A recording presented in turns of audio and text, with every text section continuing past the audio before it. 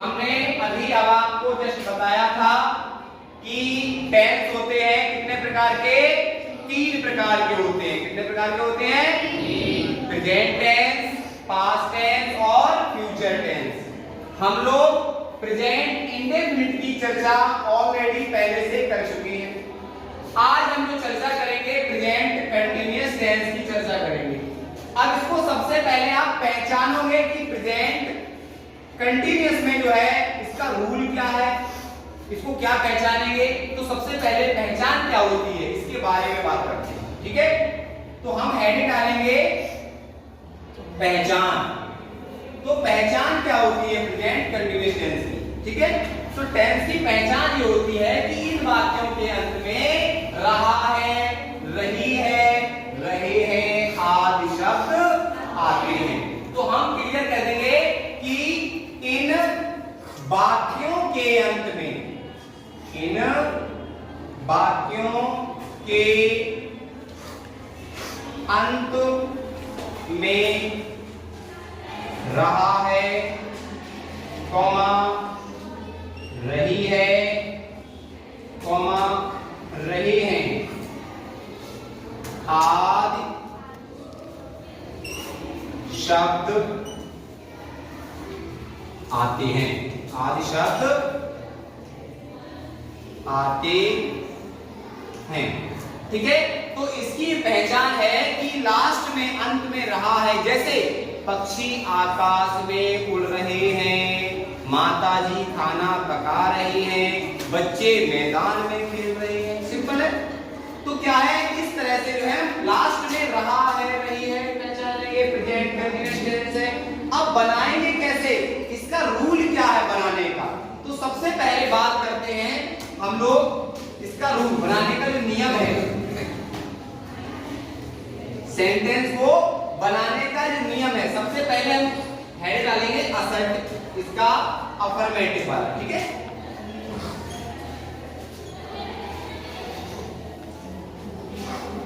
Affirmative sentence. देखिए affirmative sentence को हिंदी में कहते हैं सकारात्मक वाक्य। क्या कहते हैं? सकारात्मक वाक्य कहते हैं, ठीक है। सकारात्मक, इसको हम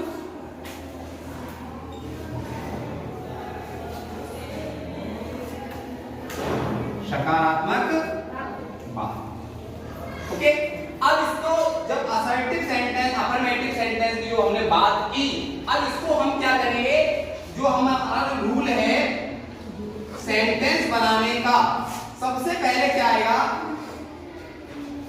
सबसे पहले आएगा सब्जेक्ट। क्या आएगा? चलो, सब्जेक्ट के बाद क्या आएगा, इज, आर या फिर एम। किसको देख करके? सब्जेक्ट को देख करके इज, आर या एम, तीनों में से एक चूज किया है, ठीक है।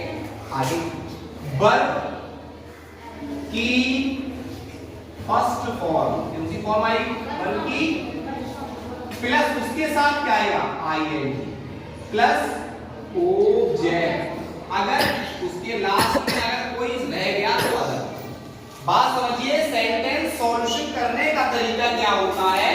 सबसे पहले सब्जेक्ट आएगा, अफर्मेटिव सेंटेंस में क्या करेंगे, सब्जेक्ट, और उसके बाद is, are, am, is, are, am subject के साथ, वर्ब की फर्स्ट फॉर्म के साथ आईएनजी, और उसके बाद क्या आएगा, ऑब्जेक्ट, अंत में अदर, जो अन्य कुछ बच गया आपका, ठीक है। इस तरह से जैसे हम सेंटेंस हम ले लेते हैं, हमने कह दिया कि माता जी खाना पका रही हैं, माता जी खाना पका रही हैं। तो हम इसका सॉल्यूशन जब करेंगे तो सबसे पहले माता को तो हम जानते हैं, क्या लगाएंगे सबसे पहले, दी मदर। उसके बाद क्या होगा, माता सिंगुलर है तो इज आएगा, और उसके बाद क्या पकाना है, क्या होती है, कुक होती है, और कुक के साथ आईएनजी है, कुकिंग। क्या पका रहे हैं आपको, फूड, भोजन पका रहे हैं, क्लियर।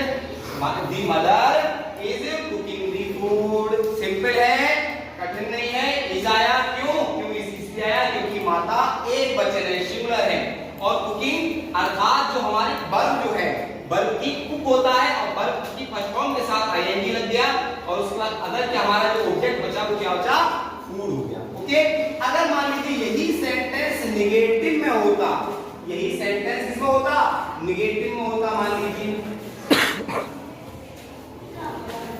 यही सेंटेंस किसमें होता, निगेटिव सेंटेंस होता। सोचो तब क्या करते हैं, तो बहुत ही सिंपल है, कुछ कठिन नहीं है इसमें। तो सेंटेंस हो क्या जाता हमारा, मान लीजिए माताजी खाना पका रही हैं, वहां हो जाएगा माताजी खाना नहीं पका रही हैं। तो हमने इसी सेंटेंस को लिया, कोई दूसरा सेंटेंस भी नहीं लिया, माताजी खाना नहीं पका रही हैं, नहीं पका रही हैं। अब ये निगेटिव में हो गया। अब जब नहीं पका रही हैं तो बच्चों क्या होगा, बी मदर MOTHER, उसके बाद इज हो जाएगा, फिर नॉट हो जाएगा, फिर कुकिंग हो जाएगा और कुकिंग के बाद दी फूड हो जाएगा। सिंपल है बेटे, सिंपल कठिन है। अब मान लीजिए हमारा पहुंच गया निगेटिव में। अब यही सेंटेंस अगर इंट्रोगेटिव में होगा तो भाई साहब ये इज उठ के पहले आएगी, कहेंगे क्या माताजी खाना पका रही है, क्या माताजी खाना पका रही है। तो क्लियर है, इज पहले आएगा और इज फिर आएगा क्या चीज, दी मदर, फिर कुकिंग, दी फूड। सिंपल है, कुछ कठिन नहीं है, इजी है। तो मेरा मानना ये है आपको समझ में आया होगा, पहचान क्लियर है, रहा है, रही है। अफर्मेटिव सेंटेंस सकारात्मक होता है, हाँ वाले सेंटेंस आएंगे, निगेटिव में नकारात्मक नहीं वाले सेंटेंस आएंगे। जो इंटरोगेटिव होता है उसमें प्रश्न चिन्ह लगा होता है, क्या, क्यों, कहां, कैसे। दैट्स ऑल, ठीक है। तो आप लोग जो है इसको आगे कर सकते हैं।